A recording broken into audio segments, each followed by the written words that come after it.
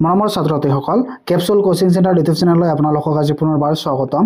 আজি আপোনালোকৰ বাবে ষষ্ঠ শ্ৰেণীৰ হিন্দীৰ লেসন 12 অভ্যাস কি মহিমা নামৰ পাঠটোৰ সকলো পাঠভিত্তিক প্ৰশ্ন উত্তৰ লগতে পৰীক্ষাত আহিবলগীয়া গুৰুত্বপূৰ্ণ প্ৰশ্ন উত্তৰ অতি সহজ আৰু চুটিকৈ আলোচনা কৰিম। তো ছাত্ৰ-ছাত্ৰীসকল তোমালোকে ভিডিঅটো স্কিপ নকৰাকৈ লাষ্টলৈকে চাই থাকিবা।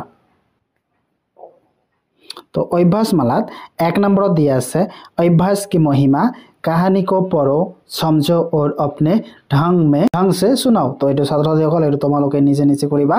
তাৰ পিছত 2 নম্বৰ দিয়া আছে উত্তৰ দো। ইয়াৰ ক নম্বৰ কোশ্চেনটো হৈছে ববদেব कैसा बालक था। तो यार उत्तर তোমালোকে লিখিবা ববদেব एक मंदबुद्धि बालक था। क्वेश्चन ख दिया से बबदेव के सहपाठी उसे क्या कहकर चिढ़ाते थे। तो इसका उत्तर होगा बबदेव के सहपाठी उसे बुद्धू और मूर्ख कहकर चिढ़ाते थे। तार पिছত क्वेश्चन ग दिया से गुरुजी ने बबदेव को कहाँ भेजने का निश्चय किया। तो इसका उत्तर होगा गुरुजी ने बबदेव को उसके गांव भेजने का निश्चय किया। तार पिছত 3 नंबर दिया से कहानी को पढ़कर उत्तर लिखो। तो यार क नंबर क्वेश्चन तो होइसे औरतें कुएं पर क्या कर रही थी।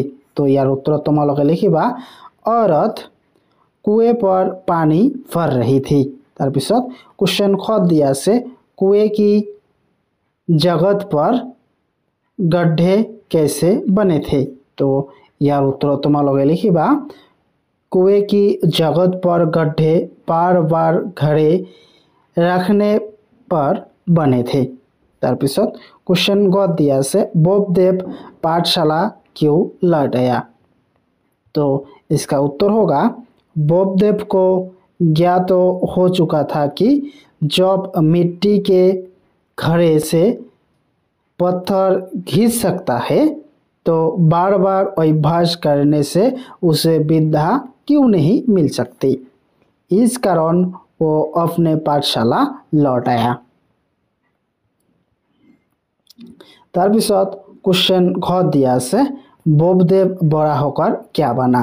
तो इसका उत्तर होगा बबदेव बड़ा होकर संस्कृत का एक प्रसिद्ध विद्वान बना।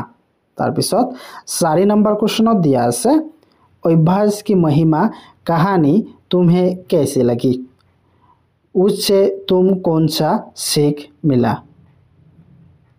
तो यार उत्तर तुम्हारे लिखिबा अभ्यास की महिमा कहानी से हमें बहुत अच्छी लगी। तो यार उत्तर तुम्हारे लिखिबा अभ्यास की महिमा कहानी हमें बहुत अच्छी लगी। उससे यो सीख मिलते हैं कि हम कुछ भी काम मन लगाकर करेंगे तो एक दिन जरूर सफलता प्राप्त होगी।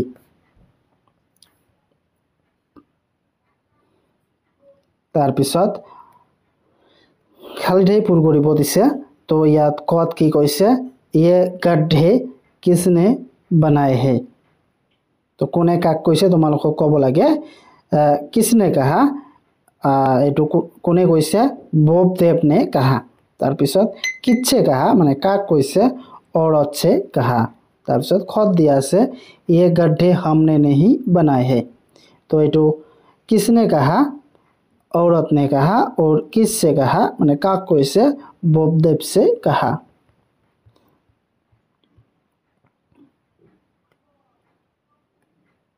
तार पिছত 7 नंबर दिया से आओ पढ़े दोहराए और लिखे। तो यात क नम्बर की गई द जोग यो। तो ये कि हम विद्या गद्य और दुटा बनाब दिसे विद्यालय विद्यार्थी। तार पिछरबिलाक এইবিলাক তোমালোকে নিজে নিজে ঘৰত বহিত কৰিবা আৰু এটো তোমালোকৰ বাবে হোমৱৰ্ক থাকিল এইখিনি তোমালোকে ভালদৰে চাবা। तार पिছত 8 नंबर दिया से पढ़ो समझो और लिखो। तो ইয়াত 5টা শব্দ দিয়া আছে ইয়াৰ পৰা ইয়াত লিখিব লাগে যেনেদৰে হৈছে অৰ্জন এইটো শুদ্ধ হ'ব অৰ্জন। তাৰ পিছত মূৰ্খ এইটো মূৰ্খ শুদ্ধ হ'ব অৰ্থাৎ ইয়াৰ এইটো শুদ্ধ হ'ব। তাৰ পিছত মৰ্ম এইটো মৰম শুদ্ধ হ'ব এইটো কত আছে ইয়াত আছে তাৰ পিছত ধৰ্ম তো এইটো ধৰ্ম ভুল হৈ আছে তো কোনটো হ'ব এইটো শুদ্ধ তাৰ পিছত কৰ্ম এইটো কৰ্ম ভুল হৈ আছে এইটো কৰ্ম শুদ্ধ হ'ব তাৰ পিছত শৰ্ম তো এইটো শৰ্ম শুদ্ধ হ'ব তাৰ পিছত 9 नंबर दिया से जिन शब्दों का अर्थ प्राय एक सा होता है उन्हें पर्यायवाची शब्द कहते हैं उन्हें समानार्थी शब्द भी कहा जाता है जैसे हवा पवन समीर आदि नीचे दिए गए शब्दों को दो दो पर्यायवाची शब्द लिखो যেনেদৰে 1 নম্বৰ দিছে বালক তো ইয়াৰ पर्यायवाची অৰ্থাৎ সমৰ্থক শব্দ হ'ব বাচ্চা পুত্ৰ তাৰ পিছত 2 নম্বৰ অৰথ ইয়াৰ সমৰ্থক শব্দ হ'ব স্ত্ৰী নাৰী তাৰ পিছত 3 দিয়া আছে গুৰু ইয়াৰ সমৰ্থক শব্দ হ'ব শিক্ষক আৰু অধ্যাপক তাৰ পিছত 4 ঘোড়া তো ইয়াৰ সমৰ্থক শব্দ হ'ব মটকা আৰু কুম্ভ তাৰ পিছত পানী তো ইয়াৰ সমৰ্থক শব্দ হ'ব জল আৰু নীৰ তাৰ পিছত 7 নম্বৰ দি আছে প্ৰসিদ্ধ ইয়াৰ সমৰ্থক শব্দ হ'ব নামী আৰু বিখ্যাত তাৰ পিছত 10 নম্বৰ দি আছে पाठ में आए 5 संज्ञा शब्द सुनो और उससे वाक्य बनाओ तो 1 नंबर टू तार पिছত 2 परिश्रम परिश्रम के बिना कोई भी जीवन में सफल नहीं हो सकता